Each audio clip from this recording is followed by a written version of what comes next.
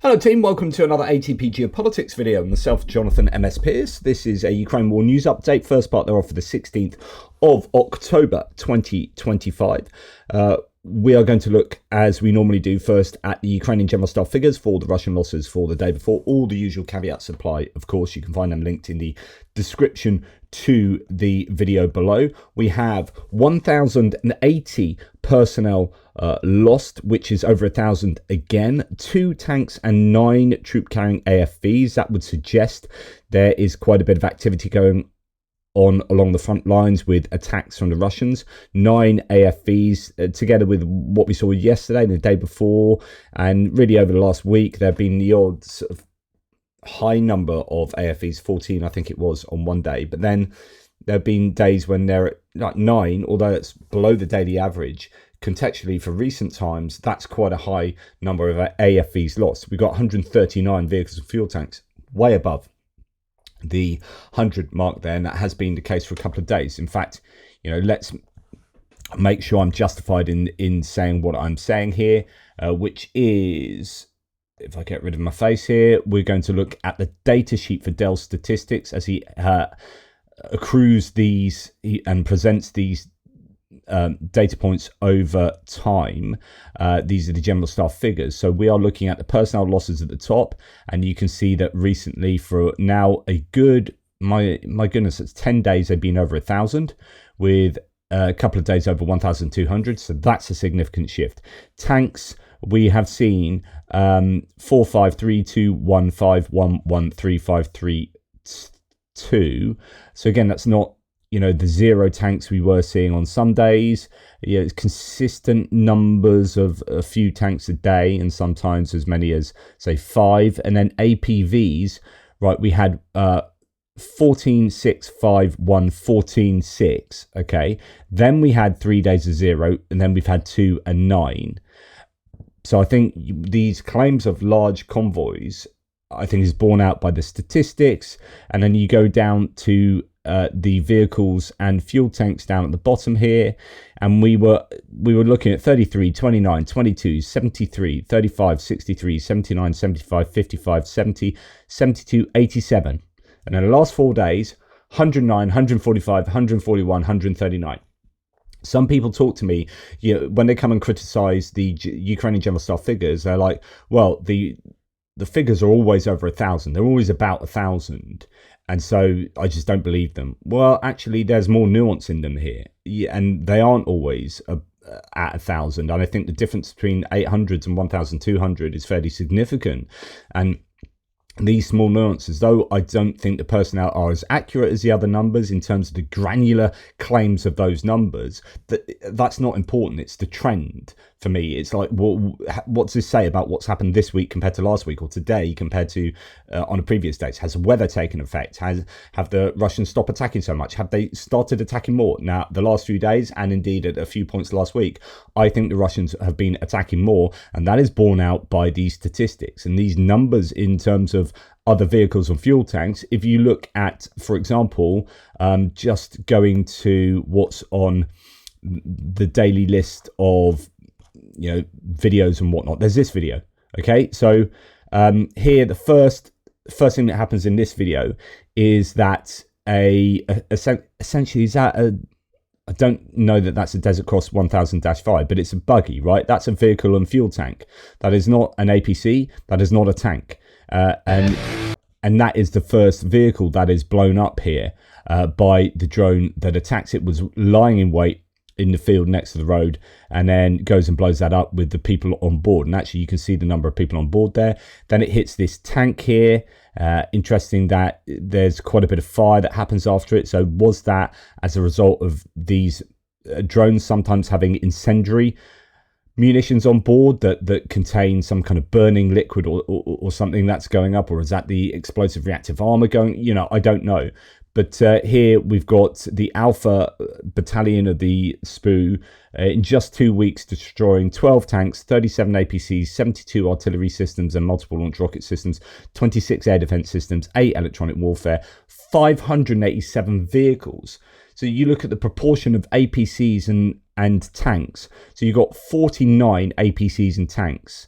So let's say 50 tanks and APCs and 587. So that is 11 to 1 plus. That's 11.5 to 1 ratio of other types of vehicles to combat asset, traditional combat assets, so on and so forth, and all these other things that have blown up. I mean, these guys are working incredibly hard to do this job of attriting Russian equipment. But you go back to these figures, and you can tell that the Russians are attacking, which then fits in with other videos that we've seen of these large columns in the Pokrovsk area and the Chernihiv area, where the Russians are really trying to push the Ukrainians out. It is very hot in that area, as well as plenty of other areas along the front line. But I'm trying to piece together a narrative that is at least somewhat justified and accurate, or hopefully it is as accurate as it can be. I mean, I don't care whether I lie to you guys or not. I care very deeply about telling the truth to you, but it's a reflection of what's going on in my own head. Really, like all these videos is just me ruminating to myself with you guys looking on. And the first person I do not want to lie to is myself. And so I don't say things to make myself feel better. I'm saying these things because that's what I genuinely think. And I'm not trying to fool myself. Okay, anyway, that's just a little bit of insight into my brain there. I've talked about Cubans before, and there were claims that there were maybe 5,000, somewhere between 1,000 and 5,000 Cubans that have been fighting in Russia for Russia. An exclusive here from the Kiev Independent, but I think this is coming from the military intelligence. So they are claiming, Ukraine's military intelligence, that 1,076 Cubans have been identified fighting for Russia. In other words, this is the terminus ad quiem, or whatever it is.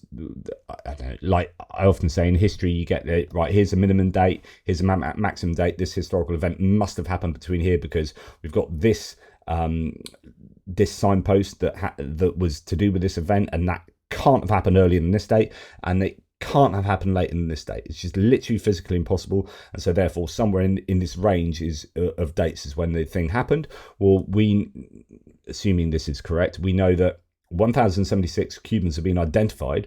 So there's your absolute minimum of Cubans have been fighting, and then they've been talking about possibly as many as 5,000. Now, there isn't a top end to that, but it's going to be a kind of intuitive idea that, hey, they're not going to be having 50,000 Cubans fighting, but somewhere between 1,076 and somewhere up here is a reasonable amount of Cubans who are fighting in Russia for Russia, and that is a problem. And that is just one nation. Imagine the idea that Russia can do this with many nations around the world to differing degrees of success. How many foreign fighters are the Russians fielding, and how many are they able to continue to recruit? So at least 1,076 Cuban nationals have fought for or are fighting for Russia in Ukraine, according to the military intelligence. Okay, a little bit of an anecdote here. I like to throw these in every so often, pinch of salt and all that. A Russian soldier has spoken of how his entire battalion was wiped out at the hands of a perpetually drunken commander who sent his unarmed and unsupported men into assaults, says Chris Owicki. He says his unit was in disarray with routine beatings, alcohol and drug use, and extortion. Platoon commander Aaron Alexievich Putyatov has recorded a video after deserting from the 1,435th Motorized Rifle Regiment serving near Pokrovsk in Donetsk. He says in the summer of 2024, he participated in assault operations near Pokrovsk. His commander, Captain Arkady Vitalyevich Vasilyev, ordered the 2nd Battalion to enter the village of Novoharivka, claiming that there was no enemy presence there. As we approached the city, our battalion commander, call sign Grom, Captain Arkady Vasilyev, said to us while drunk, quote, "The city is ours, go in calmly." Well, he was the commander, so why doubt his words? If he said so, then it must be true. Let's go. The 2nd Battalion was almost completely wiped out. Of Vasilyev, Putyatov says, quote, "I never saw the battalion commander sober. He was always accompanied by some kind of shaman." He claims that Vasilyev was protected by the regiment commander, who threatens his men with execution if they disobey.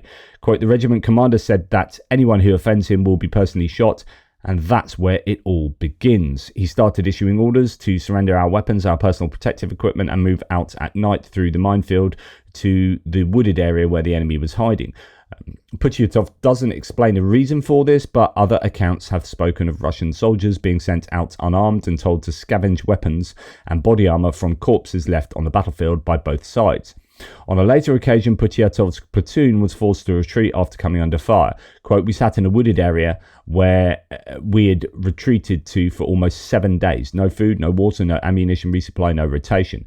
Then they pounded us from 3 sides, and the Russian commanders, our own commanders, didn't even respond. They had no time." Putyatov says that he found out afterwards that his officers were in the basement of a 5-story building smoking drugs.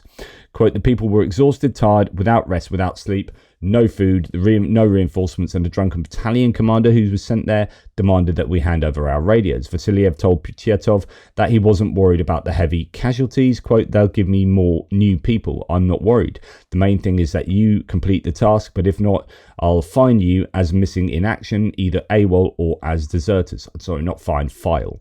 Putyatov was badly injured in the leg on the same day that he was sent to Russia for medical treatment. When he was sent to a unit in Orenburg for recuperation, he found, quote, "a drinking binge," he says. These guys are using illegal drugs, completely oblivious to everything. He returned to his regiment in late 2024, but was initially denied leave due to a shortage of personnel on the front. After much effort, he eventually persuaded his commanders to let him spend the new year at home with his family. Back in Ukraine, though, in January 2025, he began receiving extortion threats from soldiers of non-Slavic appearance. "Give me your card, give me your money, give me your PIN. You're about to get hit in the head. We'll break you. We'll wipe you out." And it was like that every day. This went on for a day, 2, a week, because despite being a tough guy, if I hit someone, it would be a real pain. They started coming to my checkpoint duty station. They told me point blank that if I didn't give them my card and PIN, they would kill me. Facing daily death threats, he deserted on the 30th of January 2025 and went into hiding. He doesn't say where he was or what he was doing, but on the 2nd of May, he was brought to a collection point for deserters in the Sverdlovsk region, where he worked on humanitarian aid for the troops.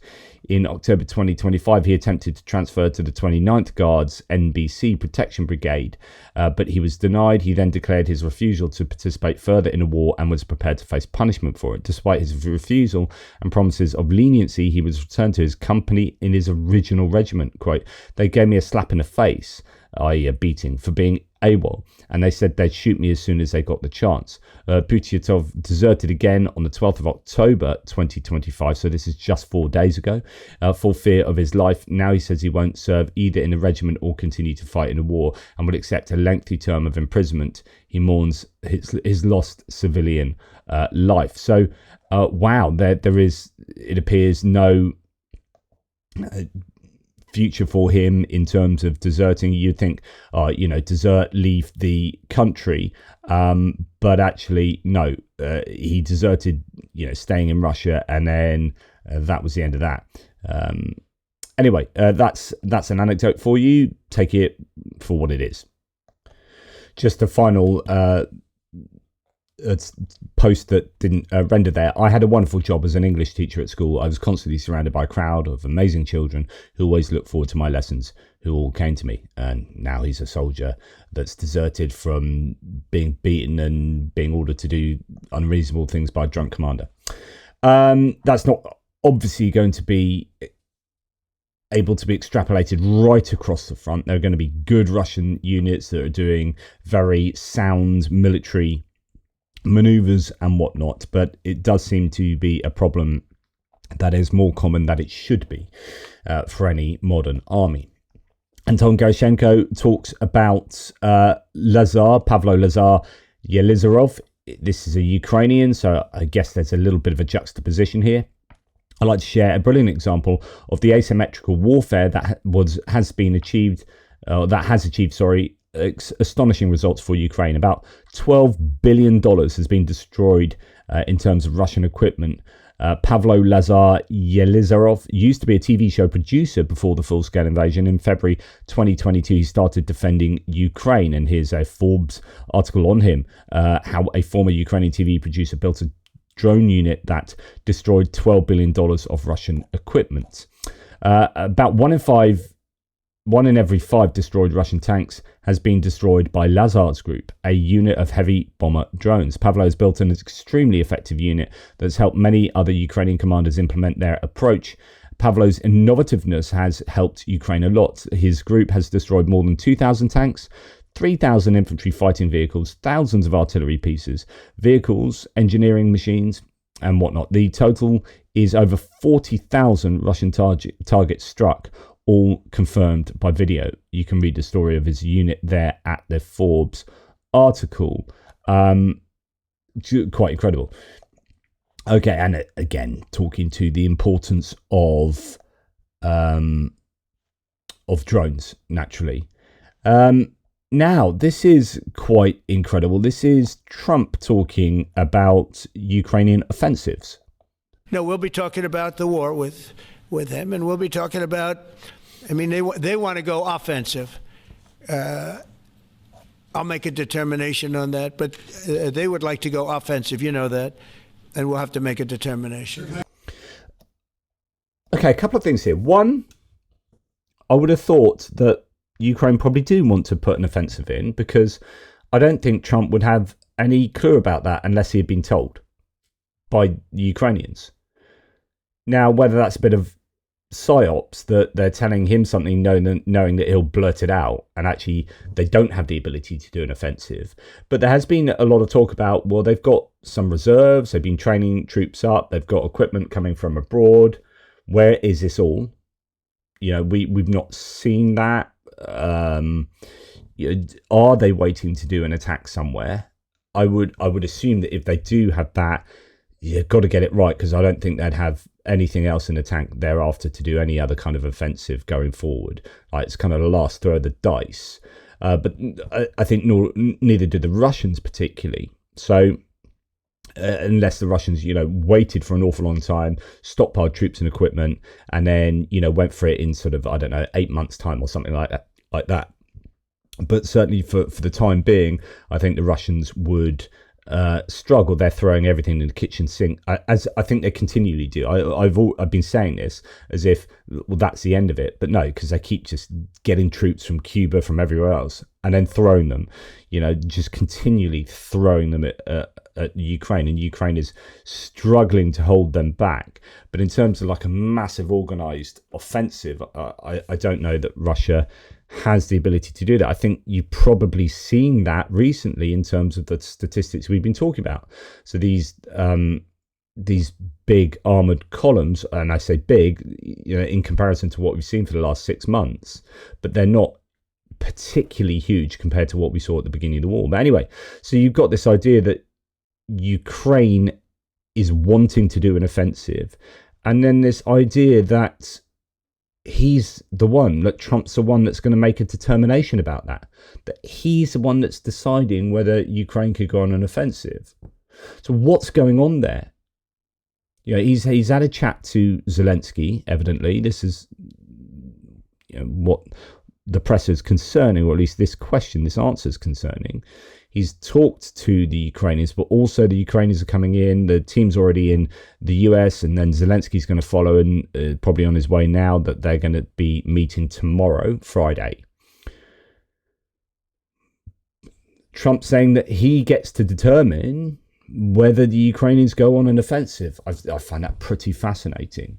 Another Russian S-400 radar system has been destroyed. Ukraine's 92nd Assault Brigade using a Shark M reconnaissance drone. That's an indigenous drone that the Ukrainians produce, and loitering munitions have successfully destroyed another radar, a 91N6 from Russia's S-400. That's the very best system they use is the S-500, but I was aware they only had one sort of prototype or battery of the S-500, and they moved that down to Crimea and it got hammered. But so essentially, really, the Triumph system, the S-400 is their number one system. But that, another radar being hit is good news for the Ukrainians there. Now, this was pretty cool to see. This is a Yak-52, so the propeller plane that they're using to shoot down predominantly reconnaissance drones. Occasionally, you've seen them chase Shahed drones, but I have a sneaky suspicion that Shahed drones go a little bit faster than these planes are easily able to cope with. But the reconnaissance drones are the main target for them. And check out how this Yak deals with the Tsar, of course. Zala reconnaissance drone here, just nudging it with its wing and then sends it cascading, one assumes, to the ground below. Takes that out, and that saves having to waste bullets and whatnot, and it's not going to do really any damage to the Yak. There's no explosive on board there. Just hit the wing. You're not hitting the fuel tank. Just as long as you can do that fairly carefully, there's not too much wind up there. Bosh, have some of them apples. See you later, Zala. Screw you. I'm going home. So there you go. That was good to see.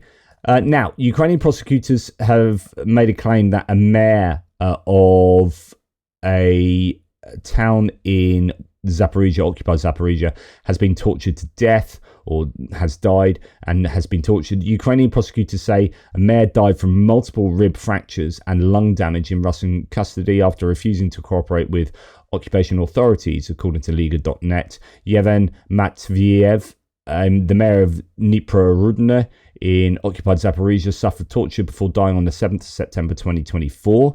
He spent 2 years and 8 months in captivity after Russian forces abducted him at a checkpoint in March 2022. Two released Ukrainian servicemen said that Matviev was beaten shortly after his transfer to the facility during what they described as an intake procedure. Ukraine's Commissioner for Human Rights called the death a war crime and a crime against humanity, committed deliberately and cynically, noting that lung damage and numerous fractures do not occur spontaneously. Horrific stuff as ever.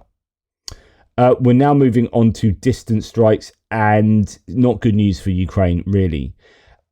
So I'm going to actually talk you through a conversation I was having with Pierre and others on the back channels this morning. So this is just me talking through my WhatsApp reasoning, very quick typo-ridden WhatsApp reasoning.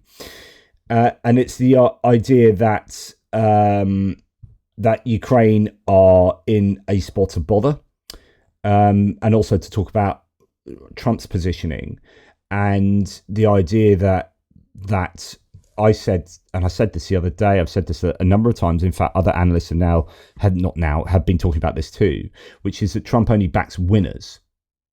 But you got to understand that winners, it's not like Trump backs Ukraine because they're the winners, but actually Trump, it's almost the inverse is more accurate, which is Trump doesn't back losers.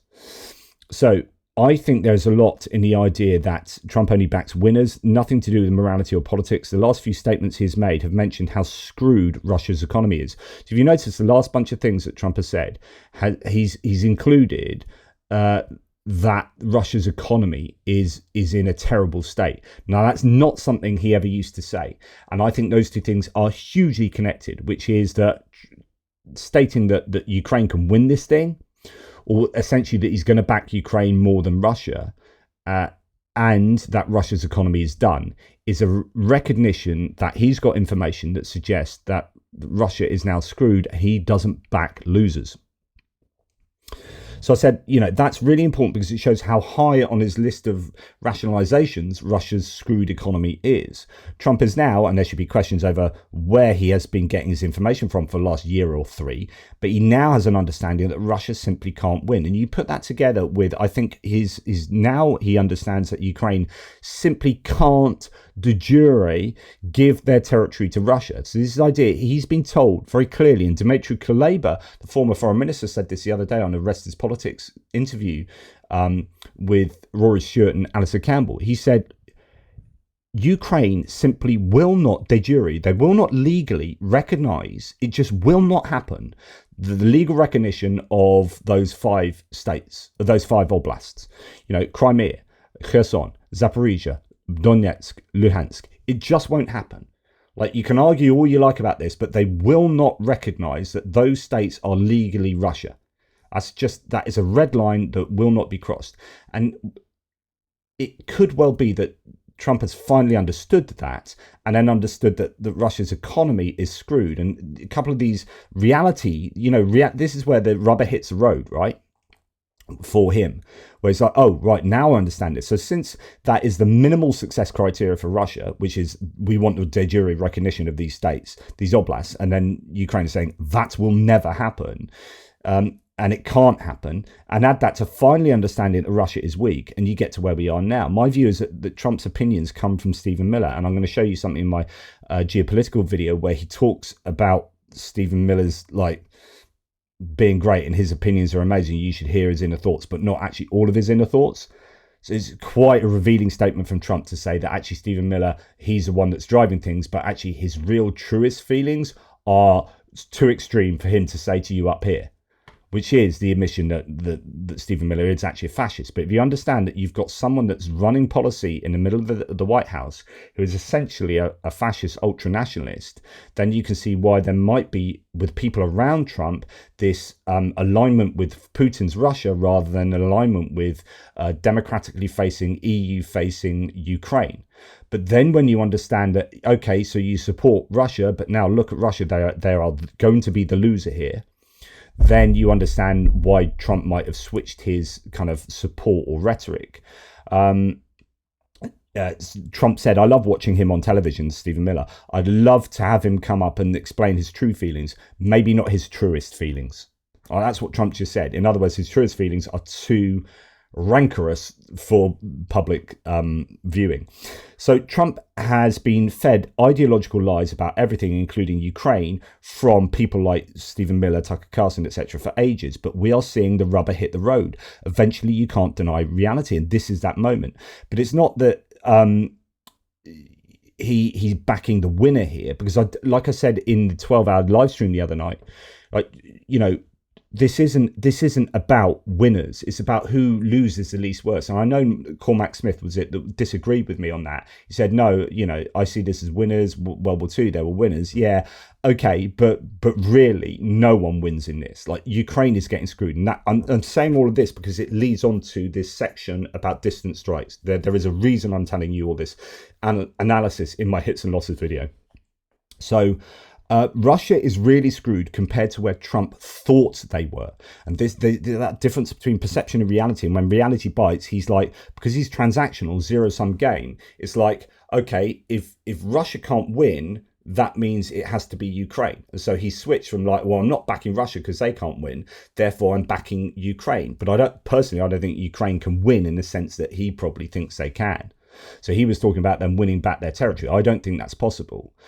But it is the idea that, well, Russia is likely to lose the worst here. Now, caveat that I'll talk about in a second. So Russia is really screwed compared to where Trump thought they were, but he doesn't care for or even consider Ukraine. So it doesn't matter how screwed Ukraine is, right? Because that's not important. He just thinks about Russia. It's this big thing. It's this imperial, hegemonic, massive state that now he's understanding it's screwed. He's not going to back it. It doesn't matter that Ukraine isn't actually going to win, or it doesn't matter how screwed over Ukraine gets. It's just that he's not going to back Russia. So he can no longer back it. He's transactional, zero-sum game. Ergo, he backs the other side by default, while still blaming Biden and Zelensky for his impeachment. Now, here's the thing about this is a segue. Now, this last week or so, this last couple of weeks have been terrible for Ukraine. And I hope that this doesn't affect Trump's calculations, because if he gets a sense of the reality that's going on now inside Ukraine with these distant strikes, then he might go, oh, Ukraine is actually really, really screwed. I'm going to walk away because I can't see a clear kind of scapegoat's winner or a clear, overwhelming loser. But at the moment, I think Trump is still understanding that Russia is the overwhelming loser here. But nights like last night are very, very challenging for Ukraine because they are getting screwed. 37 missiles were launched by Moscow last night and 320 drones. So 357 in total since another massive night of attacks in Ukraine. Ukraine's air defense says only 5 missiles were stopped out of 37. So that's 32 missiles. But 7 KH-59s fired, no shoot downs of the 2 Kinzhal missiles, the hypersonic missiles, and the 26 ballistic missiles, plus 2 Iskander-K cruise missiles. These are huge numbers of ballistic missiles fired in. They do say, however, 18 missiles were lost in location.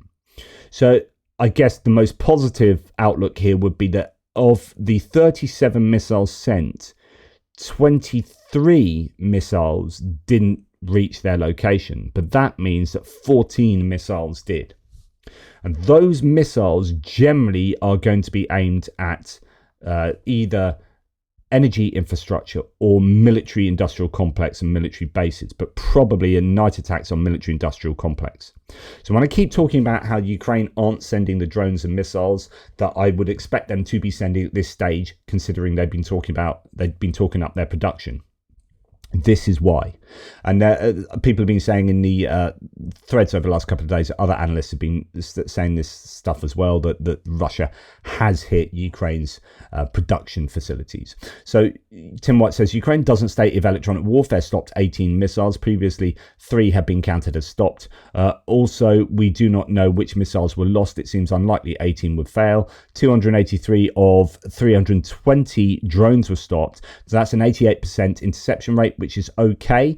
But that is still, what is that, 37 drones getting through. So over 50 direct hits, 14 missiles, 37 drones on 14 locations.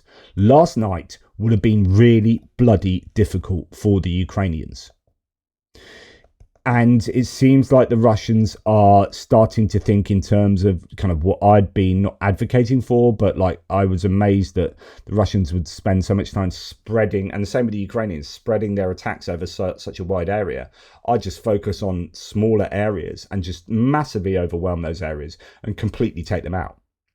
So there's no point sending 1 missile and 5 drones against that gas production facility. I'd send 20 drones and 10 missiles, and then that gas production facility ain't getting fixed. And I don't know, I think that's what Russia might be doing here, which is Poltava is getting absolutely hammered. Kharkiv, I don't know where that is. We'll see in a second. And then much closer to front lines, Konstantinivka sort of area, or Kramatorsk, Sloviansk, Siversk, I don't know, all of these sorts of areas around there. Really tough night for the Ukrainians.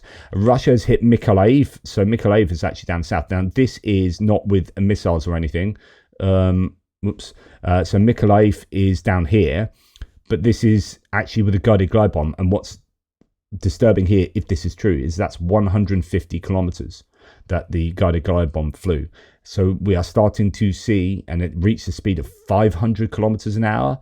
We are starting to see very capable and effective use of guided glide bombs. To reach that distance means that the Russians can release those bombs from complete safety inside their own territory. So air defense is just not going to realistically hit the planes that are releasing guided glide bombs that can do that kind of distance. Now, to be fair, to hit Mykolaiv, you've got to come close to the front lines, but you get my point. Zelensky has said this morning, he's written of double tap strikes. Quote, there's confirmation that Russians are using double terror, hitting with Shaheds, with cluster munitions as well. They're inflicting repeated strikes to injure firefighters and energy workers who are working on restoring damage. Now, what Tim White here says is that it's horrific. So loads of horrific stuff last night. But the massive missile attack may play into Ukraine's hand in one respect. So Trump is going to meet with Zelensky tomorrow. And if Zelensky presents a whole bunch of horrific attacks, then although it might shift the reasoning that, Ukraine actually aren't going to win this, so I'm not going to support Ukraine, that kind of only back a winner scenario, it might play against that. What Tim White says is Putin no doubt hopes the show of strength frightens Trump, but photos like this at tomorrow's meeting may help Zelensky get Tomahawk missiles and launches. Lots of people talking about, you need launches. Actually, if they're only receiving 20 to 50 Tomahawk missiles, they'll only need one launcher, assuming they can keep that launcher safe. You just need one launcher, and that's what you're going to use to fire all those Tomahawks, because they're only going to get, 50 at the most, is what many people are saying. Then that's one launcher firing for, I don't know how many it can fire in in a night or whatever. But yeah. Anyway, point being is that it's been horrific last night. How does that sit with Trump? Can that be used to influence Trump to help Ukraine out with bigger, better, more capable missiles and weapons? Now, at the same time, Ukraine is, as I mentioned this in the military aid video yesterday, are using as many interceptor drones as they can possibly get their hands on. The Sting, the Wild Hornets interceptor drone that I showed you yesterday, that's the interceptor drone that the Wild Hornets team are making, called Sting, and that's its size compared to what it's taking down. I think it was absolutely brilliant. Radoslav Sikorski, the Polish foreign minister, yesterday took one of these Shahed drones into the British Parliament and showed in a meeting with parliamentary dignitaries, he showed them this and said, look, Europe, this is what's attacking the edge of Europe at the moment, but by the grace of the universe, we could be next. So, let's make sure that we are unified in our support of Ukraine. But anyway, 900 of these Sting anti-Shahed drones have been successful. 900 Russian air targets have been intercepted by those drones since July 2025. Really successful there. And of course, there are many other interceptor drones being developed, being procured from abroad. There's the Octopus project between the British and Ukrainians that is producing interceptor drones. The Germans are also producing some, and others, I'm sure, as well, helping out. Russian missiles, says the Kyiv Independent, pounded Ukrainian cities in a massive morning attack. Explosions have been reported in Kharkiv, Ilium, Kropivnitsky and Poltava. Earlier, the Air Force issued a nationwide missile warning after Russia launched MiG-31 bombers. So there were Kinzhal missiles. There were a lot of ballistic missiles last night. Russia hit Poltava Oblast gas infrastructure overnight, forcing DTEK to stop extraction. In Chernihiv, a local enterprise was struck and caught fire. Explosions were also heard in Kharkiv, Kropivnitsky, Izium and Poltava. Not Ilium, Izium was the one. Here we have another one. No reports Russia launched drone and missile strikes overnight on DTEK Naftogaz energy infrastructure. As a result, gas production facilities in Poltava region were forced to halt operations, the company reported. This is bad news. The energy infrastructure in Ukraine is getting battered in a way that I don't think the Russian energy infrastructure is, or it's more spread out and it doesn't have as focused an effect on Ukraine, because there's probably more facilities, and also Ukraine are going not for energy production but for energy refining, storing, distillation, etc., but actually not your power plants, whereas Russia seem to be going for power plants, gas infrastructure. Here, it's DTEK is one of the energy companies that's getting absolutely mauled at the moment. Following the overnight attack, says Tim White, almost incessant warnings from Ukraine's power network. Both the gas and electricity companies have issued warnings. There are emergency shutdowns in Kharkiv, Sumy, Poltava, Zaporizhia, Kirovohrad, Dnipropetrovsk, Khmelnytsky and Cherkasy regions, so all over. It's been a very bad night, I think, for strikes on Ukraine, and I don't think Ukraine are able to deal with this at the moment, and that is why the production facilities of drones and missiles have to be hit, and that's why they need Tomahawks. And I know some people are saying, they won't use Tomahawks against Yelabuga. Well, was it Jack Keane on Fox News as a retired general saying, yeah, that's what they use, that's the first thing that'll go? My opinion is that you would if you could, you answer you can't. They can't hit routinely. Now, I know physically they have got drones to Yelabuga, but not enough of them, and they are just getting shot down, I think, in that corridor where they pass over the border area, and so you might send like 30 drones and one gets through. Well, you need to take out Yelabuga completely, and I would suggest that they need Tomahawks to do that. But then how soon, if they did get the green light on Tomahawks, are they still months away? Ukraine can't last months if this is happening on a nightly basis. They can't. Yelabuga has to go. All gas production in Ukraine's Poltava region has been stopped following the succession of attacks. The other thing, of course, is taking out strategic bombers that send the ballistic missiles, although that's only so the Kinzhals are air released, but what about some of the Iskander M ballistic missiles ground launch. So they need sorting out. We can talk about the drone side of things. Yep, Yelabuga and other facilities, but then it's the missile facilities too. Russia again hits the energy infrastructure of DTEK and Naftogaz with drones and missiles. So there is some imagery coming out from the Poltava region. Chernihiv was also hit over the last couple of days. Really, it's been hit over the last couple of weeks, months, really. Nova Poshta post office getting absolutely taken out there. More explosions in Nizhyn. So that is a town in the Chernihiv region that is being absolutely hammered at the moment, rapidly becoming one of the most attacked cities in the entire war, away from the front line. A branch of Nova Poshta, as well as 2 residential buildings, have been hit. It's not known yet if there are any injuries. New video from Nizhyn in Chernihiv region, attacked by Russia. There you can see extensive fires going on in that facility that we saw. Where was it? Up here. Yeah. Have I got rid of it? Oh well. I'm imagining. Oh no, it was here.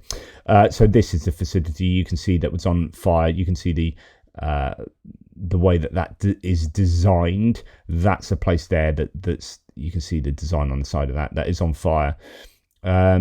4 drone strikes are reported by local residents. No initial news of casualties, even though 2 residential buildings are damaged, as well as a Nova Poshta post office. Yeah, civilian infrastructure that's got no military value particularly. So yeah, I would argue that's a war crime. Again, Russian drones struck residential buildings and a Nova Poshta branch in Nizhyn. So there's another image. That's the to go back to the pictures. That was this building here that's on fire, that you can see on fire there, as far as I can work out. Okay, so anyway, that's what's happened in Russia, in Ukraine, sorry, as the Russians have struck Ukraine, and that will be the very minimal of what's happened, because those are strikes on residential buildings and post offices, right? I keep telling you this, that when you have a night of huge attacks and you only see a couple of images and videos of civilian infrastructure hit, and you're like, hang on, there were over 50 strikes last night and we're seeing a few strikes. Where were all the others? Where are the other 40 strikes? And you can rest assured that those will be against the military industrial complex and energy infrastructure, where OPSEC has meant that they ain't getting out. I think Ukraine are better at Russia than OPSEC. Now, some people are saying that more is getting hit in Russia than is being let on. There are certain analysts who are saying there's stuff getting blown up every night in Russia, and you don't necessarily hear about it. And actually, they are successful in doing their own OPSEC. But honestly, I just think at the moment, Ukraine, there is an asymmetry where Ukraine are really, really hurting. Now, yeah, Russians are hurting in terms of gasoline and diesel refining and distribution, but I think Ukraine are going to be hurting a lot, and if that I can't see that changing over the next couple of weeks. Ukraine, unless you see Yelabuga go down in the next night or two, that's going to continue happening. Anyway, when Ukraine attack Russia, they are using a number of different methods of taking out Ukrainian drones. Here are more light aircraft being adapted, light engine aircraft equipped with machine guns for shooting down Ukrainian drones. They were shown on Russia 1, which is one of their news stations or news shows. Here you can see a couple of light machine guns put underneath that light aircraft, and then the same with the one parked next door. So they are definitely doing more and more to try and mitigate against these Ukrainian drones. Explosions were heard in Russia's Saratov region and Volgograd region. Details on the damage and targets still being clarified, says no report, so we're not quite sure of the success there. There is an admission from the Ukrainians officially that they have hit a refinery in Saratov. In the last couple of minutes, Ukraine has confirmed the strike on Saratov, said Tim White this morning, which they say directly supports Russia's army. Its refining capacity is almost 5 million tons. Volgograd region, the 500 kilovolt Balashovskaya substation near Uryupinsk was hit overnight, according to Russian sources. The substation plays a key role in transferring electricity from the Volskaya hydroelectric plant to central Russia. Local officials confirmed the strike and resulting fire. So this could be a case of taking out distribution rather than production. It's a bit too difficult to blow up an entire hydroelectric dam, right? Which is, Russia tried that in Ukraine and they have damaged hydroelectric dams, but thankfully, apart from the Novokhovka dam where they actually mined it with explosives, slightly different, but hitting with missiles, I've tried a couple of times. But Ukraine here opting to go for the substations, which are much, much easier to blow up. And there's probably, there will be more of these around Russia, but they won't be protected in a way that power stations might be protected. And yeah, it's probably easy pickings blowing up these substations, and functionally has the same effect, which is stopping power getting to where it needs to go to. So drones attacked Russia's Saratov, home of Russia's oil refineries, 600 plus kilometers from the front line. Citing locals, Telegram channels report 5 shootdowns and a flare burning at the facility. Rosavietsia shut down the local airport. The results of the attack so far, though, are unknown. And we saw yesterday daytime, this is 1,800 kilometers from Ukraine at Chelyabinsk, air defense is operational there. For the first time ever, an air raid alert was sounded in Chelyabinsk due to drones. The region is located approximately 1,800 kilometers away. So good stuff there. And then Feodosia in Crimea is still on fire. Still huge burning, masses of clouds from the burning oil there. And indeed, the NASA firms data is confirming that is still on fire. The oil terminal in Feodosia, hit by Ukrainian drones, continues to burn for the 4th consecutive day. That is coming from this morning from NOL reports. I don't know when that satellite image, though, was taken from, but I presume in the last 12 hours. Denis Shmyhal, now the defense minister, says deep strikes should be combined with long-range missiles. We discussed all types of long-range missiles, but I think that the specific names and dates will be announced by the presidents of Ukraine, the US, and other leaders who will be involved in the supplies. We heard this big talk from Matthew Whitaker, who's the US ambassador to NATO, saying tomorrow there are going to be some big announcements and weapons with Ukraine. And then Pete Hegseth made some fairly robust statements talking about peace through strength. And then we've had Trump talking about tomahawks, but there's not really been the announcement that we were possibly expecting given that rhetoric. We might expect it tomorrow after meeting with Trump, or Trump might back down and just go for continued appeasement of Russia. You can never tell with him. But Financial Times reports that US contractors and not Ukrainian troops would likely operate and maintain Tomahawk cruise missiles if they are supplied to Ukraine. A senior Western official told the Financial Times that the approach minimizes escalation risks and prevents sensitive technology from being transferred. So they don't want the Ukrainians to know too much about the Tomahawk or have some of the information that the Americans think is too sensitive, so they'd rather operate it themselves using contractors. A limited Ukrainian training is expected because Tomahawks require complex navigation and targeting systems with black box components controlled by the US. Initial deliveries would be 20 to 50 missiles, far below Ukraine's request for hundreds. So that is in line with what I think the New York Times was saying, 20 to 50, the Financial Times saying a similar thing there. Okay, so that's where we are, which is, I think, although Ukraine will have struck some targets last night, Russia have had a far more effective night in hobbling the Ukrainian energy system. And that is an asymmetry that is not good news for supporters of Ukraine, such as myself and you guys. Right. Now, onto other bits and pieces. NATO, according to the Daily Telegraph, is developing new rules that would make it easier for member countries to shoot down military aircraft violating their airspace.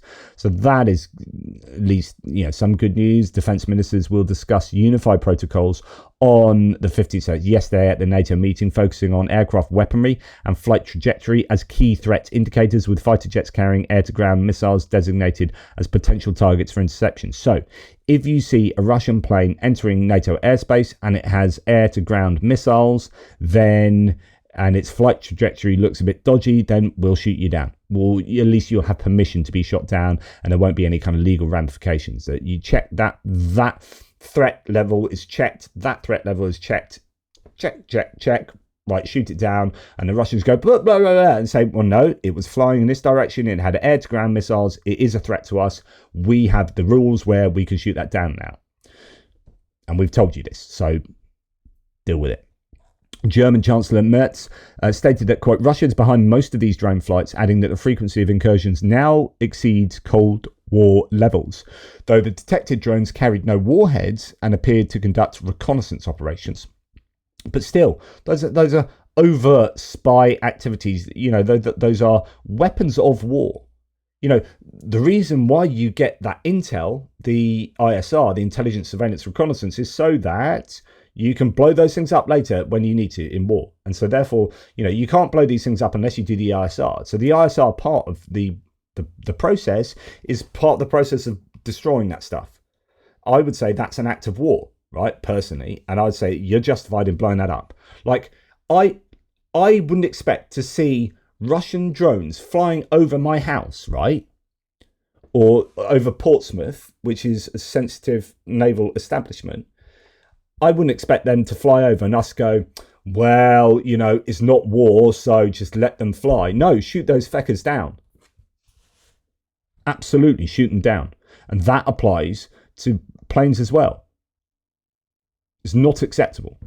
Some Indian refiners are preparing to cut Russian oil imports with expectations of a gradual reduction, with the US pressuring New Delhi to stop buying Russian crude and help end the war in Ukraine. There's been talk about 500% tariffs as per the 85 senator supported Blumenthal Graham bill. Scott Bessent, the Treasury Secretary, has been talking about that yesterday. So there is a ramping up of American rhetoric from people around the administration. You've got Hegseth talking big. You've got the Treasury Secretary talking big.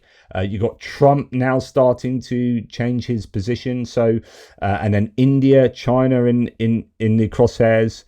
I think the American administration, I think the Pentagon's always known this, but the American administration is 7 months behind, realizing that you can connect China to Russia and to the threats to the US through Europe and through, you know, Taiwan, through peace through strength. And at the moment, the US hasn't been displaying strength over the last 7 months. And I think finally you're starting to see the US go, yeah, we need to be a little bit stronger.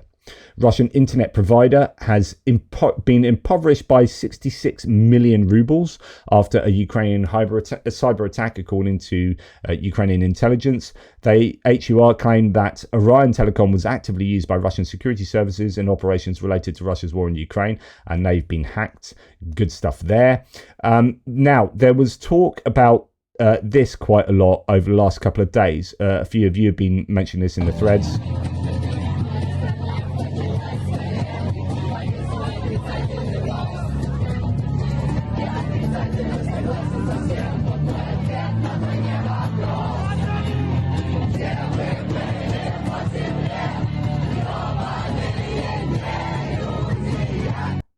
Okay, right, so who are these? These are young people at night. So it says Kiev Insider said yesterday, last night defying the Kremlin, hundreds of young people in St. Petersburg gathered to sing songs calling for the ousting of the old man, i.e. Putin. One song in particular is by pro-Ukrainian Russian rapper Noise MC, featuring the lyrics, the old man still clings to his throne, afraid to let go. Old man in the bunker still thinks it's 1985. When the Tsar dies, we'll dance again. Swan Lake on every screen. And then there are more scenes from those protests in St. Petersburg there. You can see on the video here. And that is really good to see, right? And might be reflective of this change in Russia, where actually people are starting to feel a bit emboldened and are publicly upset with Putin. the problem here might be this interpretation, Dr. Anna Odesitka, who says, look, it's Russian-controlled opposition who are not arrested. It was, if this was real, they would have been dragged and hit and arrested. This is controlled to give the impression it's a free society. All the actual anti-Putin and pro-Ukrainian Russians are in prison. And there is an element to this where I think if that's happening and the internal security services haven't stopped it, then they are allowing it. Why are they allowing it? What's going on here? I don't know. Or is that the security services wanting there to be opposition to Putin? Is there going to be an ousting of Putin? Could this be part of it? But that's been allowed to happen. Now, there are some claims that some people, I think, have been detained. Yeah. So a singer, Naoko, was detained in St. Petersburg for performing street anti-war songs. 18-year-old there was taken to a police station, so on and so forth. Will it make any difference? Probably not. Any of this, I don't know, but it is worth reporting on. That has happened. And I know I've gone on for a long time, but it's time to leave you with some positive. It's been, I think, a bad night for the Ukrainians. Let's leave you, I think, correct me if I'm wrong, but I think this is Bon Jovi. Fun fact, first live band I ever saw, Birmingham NEC New Jersey tour, back in the 80s there. Anyway, this is cool. I love it. And I don't know how old this is. I'm sure I've seen this years ago. But anyway.